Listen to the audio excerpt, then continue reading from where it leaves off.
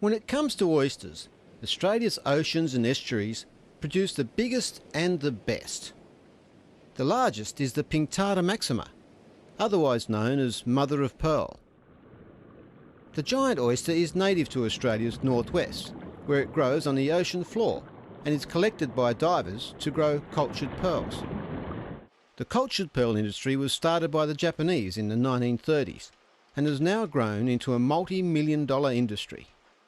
But while the Pinctada maxima holds a world record for size and producing sought-after treasure, the prize for the tastiest oyster goes to another Australian native, the Sydney rock oyster, that occurs naturally on the east coast.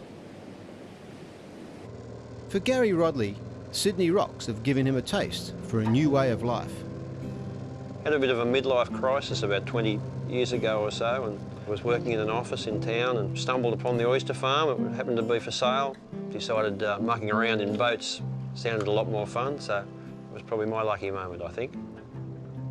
As luck would have it, the oyster farm Gary bought is in the Nelson River estuary on the south coast, surrounded by a national park, which means the water is as clean and pure as it gets. Oysters are very much products of their environment. So beautiful, pristine environment out here we've got. We end up with some pretty beautiful, pristine oysters out of it. But to many people, an oyster is an oyster, and they are unaware of the Sydney rock oyster's indigenous status.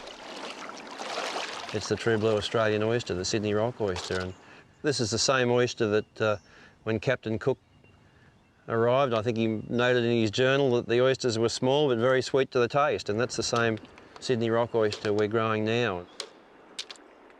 But Australia's tasty little mollusk has an imported rival. Its arch enemy, the Pacific oyster.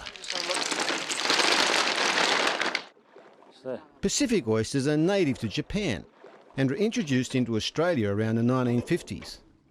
They've been declared a noxious species in New South Wales, where they pose an increasing threat to the Sydney rock. But here in Streaky Bay and elsewhere in South Australia and Tasmania, it's a huge industry, with farms operating on a massive scale. While the Pacific oyster might be winning the numbers war, it's the taste that counts. And Gary's Sydney rocks have won awards year after year, and there's a good reason why. We've been lucky enough to win quite a few prizes over the years. We don't put too many oysters in the paddock, so there's plenty of food for them. We've been lucky enough to get some good results. The bottom line is the taste, and a lot of our customers tell us that the taste is wonderful, and I must say I enjoy them myself. I eat a number of oysters a day, a number of dozen oysters a day, and feel very healthy as a result.